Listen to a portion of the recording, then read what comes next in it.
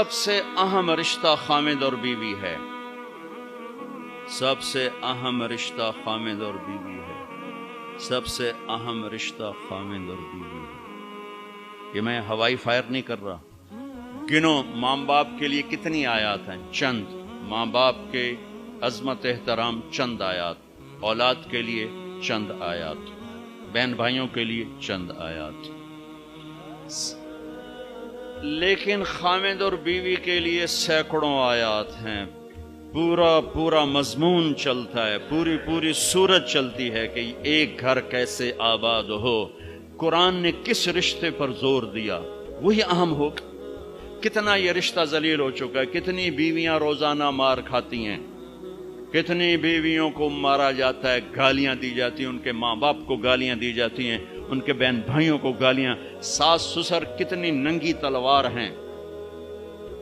تم سارے علماء مفتی بیٹھے ہو، کہیں ساس بہو کے رشتے کے کوئی حقوق آئے ہیں؟ کہیں سسر اور بہو کے رشتے کے کوئی حقوق آئے ہیں؟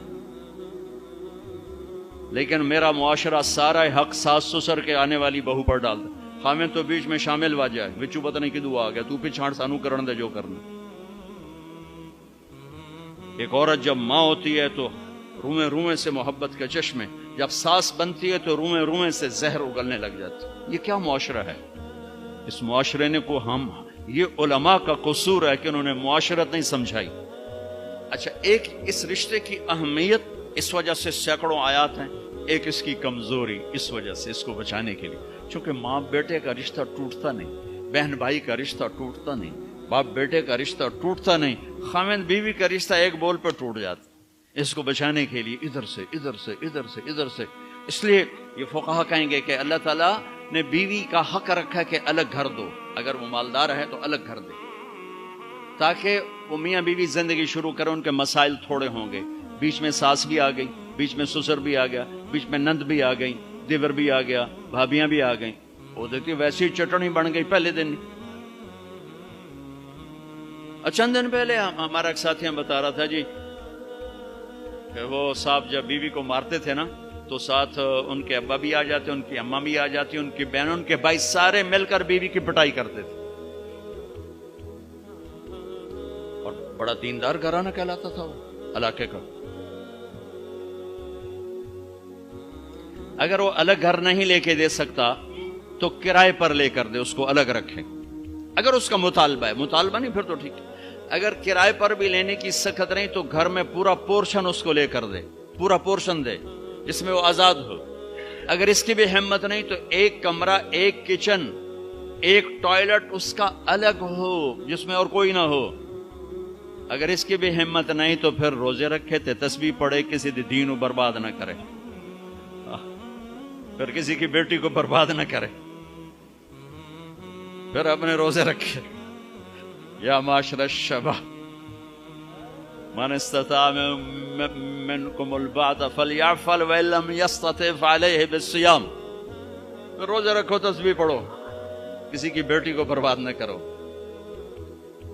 یہ بہت خوبصورت رشتہ ہے، لیکن جوائنٹ فیملی سسٹم نے اسے تباہ کر کے رکھ دیا۔ جوائنٹ فیملی سسٹم بہت اچھا، مشترکہ نظام زندگی بہت اچھا تھا جب ایک دوسرے کے حقوق کا پتہ تھا، اب حقوق کا نہیں پتہ، لہذا ادھر سے آگ، ادھر سے آگ، ادھر سے آگ، ادھر سے آگ۔ میں سر درد کا مریض ہوں، تھوڑی تھکاوٹ شروع ہو جاتا، فاقہ شروع ہو جاتا، تو میں روزے رکھنے کے لیے مری چلا جاتا ہوں کہ چلو کوئی ٹھنڈک، روزے کا لمبا ہونا اور ٹھنڈک شاید اس کو کچھ وہ بیلنس کر دیتا ہے، تو میں کچھ 3-4 روزے پھر بھی چھوٹ جاتے ہیں لیکن اکثر پورے ہو جاتے ہیں۔ تو بھوربن میں وہاں ایک جگہ میں ٹھہرتا ہوں، تو عصر کے بعد میں تھوڑا بیان کرتا ہوں معاشرت پر۔ تو پہلی دفعہ جب میں وہاں ٹھہرا تو 8ویں دن امام مسجد کی بیوی آئی ہمارے پاس، میری بیگم کے پاس، کہ جی بیگم صاحب، میں نے آپ کا اور مولانا کا شکریہ ادا کرنا ہے کہ آج میری زندگی کا پہلا ہفتہ ہے میرے خامد نے مجھے مارا نہیں، پہلا ہفتہ۔ امام مسجد، امام مصلی پہ کھڑے ہونے والے، کہا پہلا زندگی کا ہفتہ ہے میرے خامد نے مجھے مارا نہیں، ورنہ میری ہر دوسرے دن پٹائی ہوتی تھی۔ اور 10वें दिन इमाम साहब खुद आ गए, कहा मौलाना साहब हमें पता ही नहीं था जिंदगी कैसे गुजार, हमारे जो माहौल में था हम वही कर रहे थे। कहा मेरे बहनों ने मेरी बहन की एक दफा टांग तोड़ी, एक दफा बाजू तोड़ा, और आलिम दीन है, आलिम दीन है,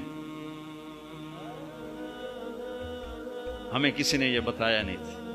हमने जिंदगी में पहली दफा ये बातें आपके मुंह से सुनी कि जिंदगी कैसे गुजार। औरत पर मर्द का एतमाद, कितने लोग हैं बीवियों के रोजाना मोबाइल चेक कर रहे होते हैं, किधर कॉल की थी, क्या मैसेज आया था, उन्हें शरीफ जादियों को बर्बाद करके रख। और कितनी औरतें हैं जो अपने खामदों का मोबाइल ढूंढ रही होती हैं, वो सो जाते हैं, वो मोबाइल चेक करती हैं, कहीं कहाँ फोन किए, क्या मैसेज आए। इस बदएतमादी ने कितने घर उजाड़ दिए। अभी एक तलाक हुई है मेरी अपनी फैमिली में, अभी तलाक हुई, कि उस कमबख्त को इतना शक था कि मुत्तकी तरीन बच्ची को उसने तलाक दे दी। शक। शैतान को क्यों खामिद और बीवी का झगड़ा सबसे ज्यादा पसंद है कि छांव हट गई और अगली नस्ल तबाह हो गई।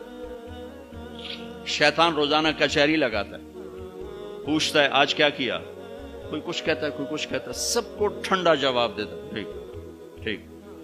एक शैतान खड़े होकर कहता है हुजूर मैंने मियां बीवी को लड़ाया, तो कम वक्त अपनी ऐसी यूं उछलता है, क्या तू है जो करके आया है, आजा। उसको गले लगाता है, उसको अपने पास बैठाता है, कहता है ये है वो काम। क्यों? कि इसने छांव हटा दी, इसने नींद उजाड़ दी, इसने बारिशों को रोक दिया। क्या होगा?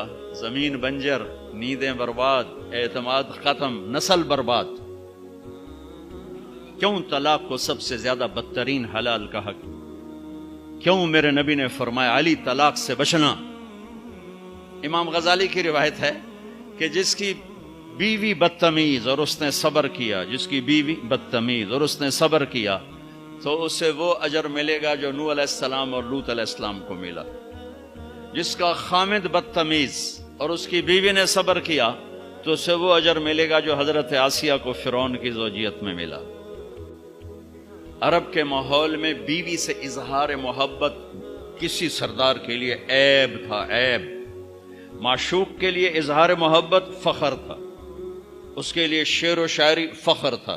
लेकिन मुझे बीवी से प्यार है, ये मौत। माहौल ऐसा है कि बीवी से इजहार मोहब्बत ऐब है और माशूक से इजहार मोहब्बत फख्र है। इस माहौल में मेरे नबी मस्जिद नबवी में हैं और आपके गिर्द मजमा है, और एक शख्स पूछता है या रसूल अल्लाह मन अहब्बुन नास इलैक। कान में नहीं, खुल के पूछता है। आप उसके कान, या रसूल अल्लाह मन अहब्बुन नास इलैक, आपको सबसे ज्यादा किससे प्यार है? आपने जोर से कहा आयशा से। आयशा से मुफ्ती नईम कहेगा?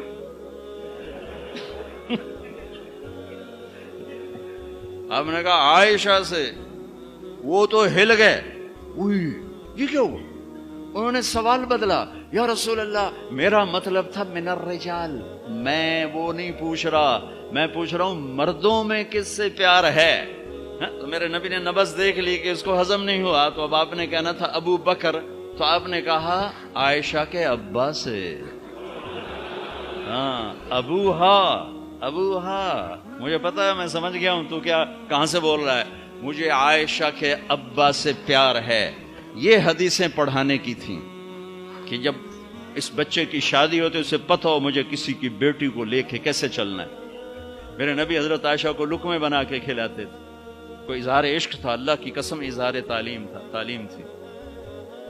सिखाया कि जिंदगी गुजारनी कैसे। उनको आटा गूंद के देते थे, चूंकि अभी शुरू में उनको आटा गूंदना नहीं आता था, तो आटा गूंद के देते थे। और अरब बड़ी बड़ी बोटियां पकाते थे, तो हजरत आयशा बोटी उठा के ऐसे नोचती और फिर रख देती।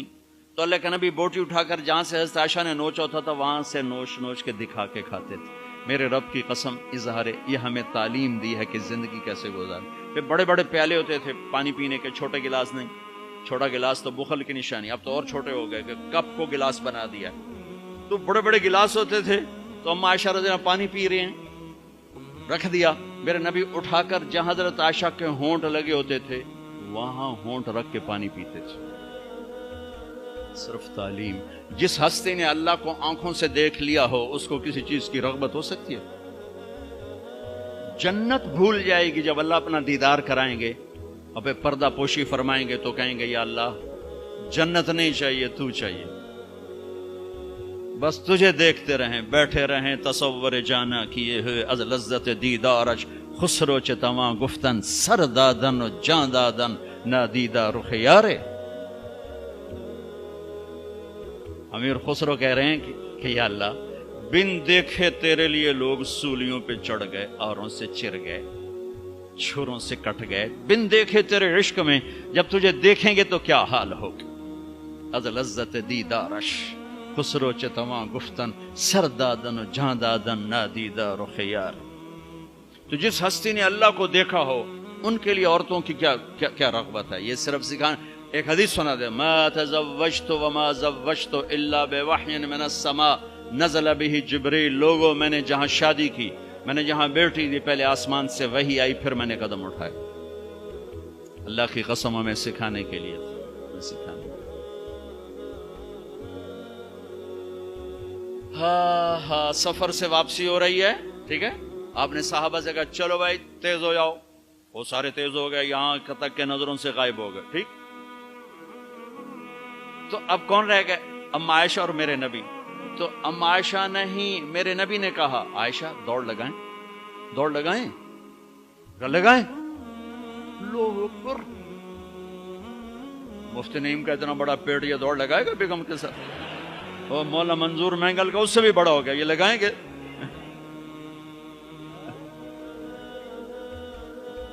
تو عائشہ دوڑ لگائیں، کہا جی لگائیں. تو حضرت عائشہ فرماتی میں آگے نکل گئی لیکن ابھی پیچھے رہے. پھر کچھ عرصہ گزر گیا، کئی سال گزر گئے، پھر ایک سفر سے واپسی ہو رہی. آپ نے کہا ہاں بھائی آگے جاؤ، وہ سارے آگے جا گئے، اجل ہو گئے. آپ نے کہا عائشہ دوڑ لگائیں، کہا جی لگائیں. تو کہا ان دنوں میں موٹی ہو گئی. تبدنت کا لفظ مجھے یاد ہے کہ میں موٹی ہو گئی تھی. تو جب دوڑ لگائی تو لیکن ابھی آگے نکل گئے. تو آپ نے کہا عائشہ ہذہ بتلک، اب تو میں برابر ہو گئی. اللہ کی قسم زندگی سمجھانے کے لیے. جہاد کا سفر سارا صحابہ کا قافلہ ہے، جنگ کا زمانہ ہے، دشمن چاروں طرف ہے، اور ہم ام عائشہ رضی اللہ عنہ اونٹ پہ بیٹھی اور ہاتھ لگایا تو ہار غائب. فرمایا میرا تو ہار کوئی نہیں، میں تو نہیں جاؤں گی، میرا ہار ڈھونڈو. تو میرے نبی نے نہیں فرمایا چل بیٹھ، اتنے لوگوں کو تو پریشان کرتی، تجھے پتہ نہیں میں نے سبق پڑھانا تو میرے پیچھے پڑ گئی. طلبہ میرا انتظار کر رہے ہیں. آپ نے کہا بھائی عائشہ کا ہار ڈھونڈو. سب ڈھونڈنے میں لگ گئے. شام ہو گئی، سورج چھپ گیا اور ہار نہیں ملا، اور اس کے بعد تلاش بند ہو گئی. اندھیرے میں کہاں ملے گا؟ اب کیا ہوا؟ پانی رات کو عشاء میں ختم ہو گیا، فجر کی نماز کا وقت داخل ہونے والا ہو گیا اور پانی کوئی نہیں، تیمم کی آیات نہیں اتری. لوگوں نے ابو بکر کو تانے دینے شروع کہ تیری بیٹی کی وجہ سے اب نماز کا کیا بنے گا. ابو بکر غصے میں آئے اما عائشہ کے خیمے میں. تو اللہ کے نبی گود میں سر رکھے سو رہے تھے. اب آپ تو باپ تھے تو آ کر اب بول تو سکتے نہیں، اور چہرے سے دوری تیری وجہ سے ہو، اور یہاں پسلی میں ماری انگلی، زور سے انگلی ماری. تو کہتے میں ایسے سخت ہو گئی تاکہ میرا بدن حرکت نہ کرے کہ کہیں اللہ کے نبی اٹھ نہ جائیں. تو چہرے سے غصے کا اظہار کر کے، اور تو اللہ نے آیات تیمم اتاری. اس موقع پر تیمم کی آیات پہلی دفعہ 8000 سال میں یہ ہونے لگا ہے. بھلا مٹی سے آدمی صاف ہوتا ہے اور گندا ہو جاتا ہے؟ اللہ نے کہا نہیں، فتیمم، چلو تیمم کرو. اب سارے صحابہ میں خوشی کی لہر، اور سعد بن عبادہ کہنے لگے اے آل ابو بکر، یہ پہلی تو نعمت نہیں ہے جو تمہارے گھرانے کے طفیل ہمیں ملی ہے، اس سے پہلے بھی بڑی نعمتیں تمہارے گھر کی طفیل ہمیں ملی ہیں. اللہ نے تیمم کی آیت اتار. میرے نبی نے قافلے کو نہیں چلایا، یہاں تک کہ حضرت عائشہ نے کہا اچھا یا رسول اللہ اب چلیں، ہار کو چھوڑیں. پھر میرے نبی چلے، اور جب اونٹنی کو اٹھایا تو ہار اس کے نیچے پڑا ہوا تھا، وہ سارا باہر ڈھونڈتے رہے، ہار نیچے چلا گیا تھا گر کر. یہ میرے نبی کی زندگی ہے. یہ مینگل صاحب سے کہتا ہوں پڑھائیں، مفتی نعیم سے کہتا ہوں یہ زندگی پڑھائیں کہ ان کی بیویاں ان کو دعائیں دیں، ان کے ماں باپ ان کو دعا دیں، ان کی اولاد ان کو دعا دے. وہ باپ نہیں ہے جس کو دیکھ کے بچے ڈر جائیں، وہ تھانے دار ہے، تھانے دار بیٹھا ہے. وہ استاد نہیں جس کو دیکھ کے شاگرد ڈر جائے، وہ تھانے دار ہے. وہ خامد نہیں ہے جس کو دیکھ کے بیوی سہم جائے، وہ تھانے دار ہے. خامد وہ ہے جس کو دیکھ کے بیوی خوش ہو، باپ وہ ہے جس کو دیکھ کے اولاد خوش ہو، استاد وہ ہے جس کو دیکھ کے شاگرد خوش ہو. اگر زندگی کو نکھارنا ہے، ضبط کرنا سیکھو، برداشت کرنا سیکھو، غصے کو پینا سیکھو. یغلبن الکریم وَيَغْلِبُهُنَّ اللَّئِيمُ. اللہ اکبر. میرے نبی نے فرمایا اخلاق والے پہ بیویاں غالب آ جاتی ہیں اور بد اخلاق بیویوں پہ غالب آ جاتے ہیں. لَأَنْ أَكُونَ مَغْلُوبًا كَرِيمًا أَحَبُّ إِلَيَّ مِنْ أَكُونَ غَالِبًا لَئِيمًا.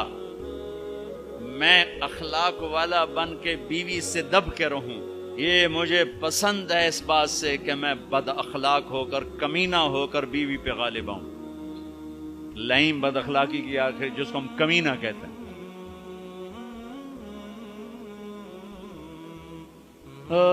خیرکم خیرکم لأہلہ وأنا خیر لأہلی. میرے نبی نے فرمایا سب سے بہترین مسلمان وہ ہے جو بیوی سے اچھا سلوک کرے، اور میں تم میں سب سے اچھا سلوک کرتا ہوں اپنی بیویوں کے ساتھ. میمونہ رضی اللہ تعالیٰ عنہ کے گھر آپ کی باری ہے اور آپ کو پیشاب آیا، آپ اٹھے پیشاب کے لیے، پیچھے میمونہ کی آنکھ کھل گئی تو انہوں نے دیکھا بستر خالی، تو ان کو نا نفس نے چکر دے دیا. ان کے جی میں آیا کہ اللہ کے نبی مجھے چھوڑ کر کسی اور بیوی کے پاس چلے گئے. تو انہوں نے سوکن پنا غالب آیا. سوکن تو سوکن ہی ہوتی ہے، تو سوکن تھی، انہوں نے کہا تھا مجھے چھوڑ کے دوسری بیوی، اور خیال تھا حضرت عائشہ کڈی لگا تھی. اللہ کے نبی واپس آئے تو دروازہ بند. آپ نے دستک دی، میمونہ میں ہوں، دروازہ کھولو. کہا میں نہیں کھولتی. ہم نے کہا کیا ہوا؟ کہا مجھے چھوڑ کے دوسری بیوی کے پاس جاتے ہیں، باری میری ہے. آپ نے کہا اللہ کی بندی انی حاقن، اب مجھے زور کا پیشاب لگا تھا، میں اس لیے گیا تھا. کہا نہیں کوئی پیشاب نہیں ہے، مجھے پتا ہے.